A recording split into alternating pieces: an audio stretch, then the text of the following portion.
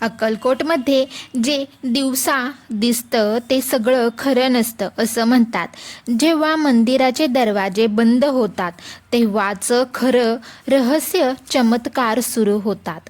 अवधूत चिंतन श्री गुरुदेव दत्त. स्वामी महाराज की जय.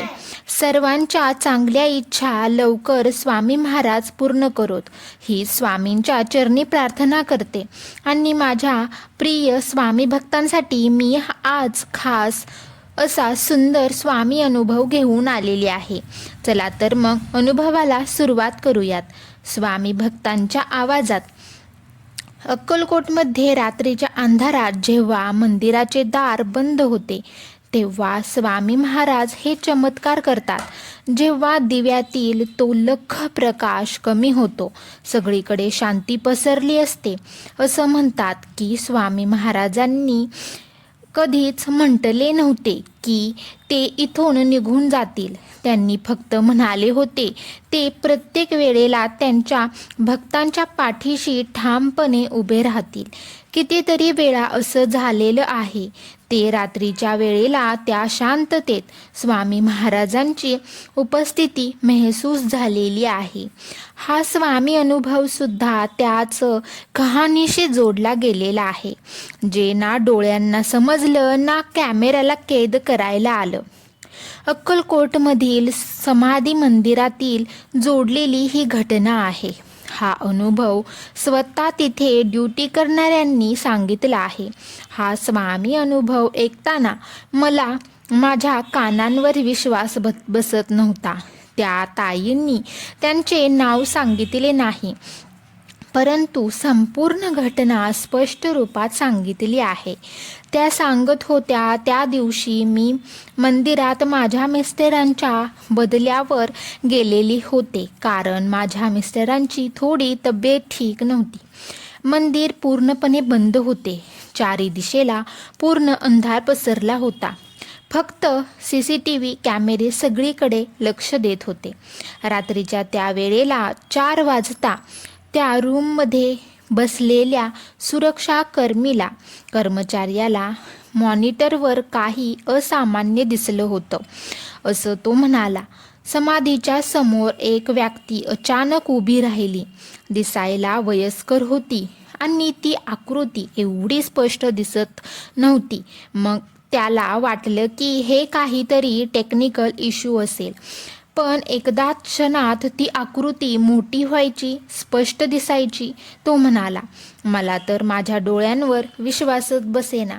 तो म्हणाला, सुरुवातीला मी थोडा घाबरलो, पण त्याला असं पण वाटायचं की अजून दूर तर कोण आत येणार संभव नाही.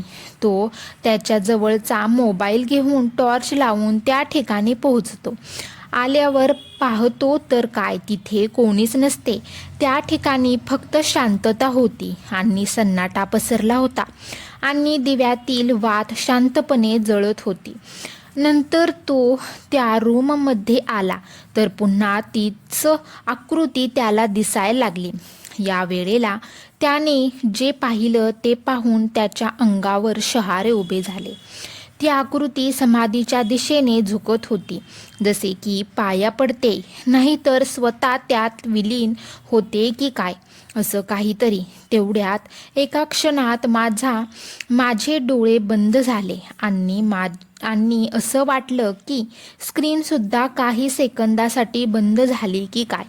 पुढच्या दिवशी टेक्निकल इश्यू असेल म्हणून लोकांना बोलवण्यात आले. नंतर धक्कादायक गोष्ट म्हणजे त्या वेळेला जी फुटेज होती ती गायब झालेली होती. हे ऐकूनच सर्वांना थरकाप उडाला आणि स्वामींची आठवण झाली. पण तेव्हा माझ्या डोळ्यांमध्ये भीती नव्हती, तर श्रद्धा होती महाराजांबद्दल. त्यांनी फक्त एवढाच म्हटलं की ज्याला लोक समाधी म्हणतात ती नुसती समाधी नाही, तर साक्षात स्वामी महाराज आहेत. काही दिवसांनी त्यांनी नोकरी सोडली वय झाल्यामुळे आणि साधारण सेवकाप्रमाणे स्वामी सेवा करायला लागले. तो त्या दिवसाबद्दल जास्त कोणाला सांगत नाही. तो फक्त एवढंच म्हणतो, काही गोष्टी दिसत नसल्या तरीही साक्षात पुढे उभा असतात. हा स्वामी अनुभव ऐकताना तुमच्या मनात कुठेतरी ही अनुभूती आली असेल की स्वामी महाराज आता सध्या अक्कलकोटमध्ये स्थायी रूपात वास करत आहेत, जरी ते आपणाला दिसत नसले तरीही. तर आजचा हा स्वामी अनुभव कसा वाटला नक्की सांगा. आवडला असल्यास लाईक, शेअर, सबस्क्राईब करा. अवधूत चिंतन श्री गुरुदेव दत्त. स्वामी महाराज की जय.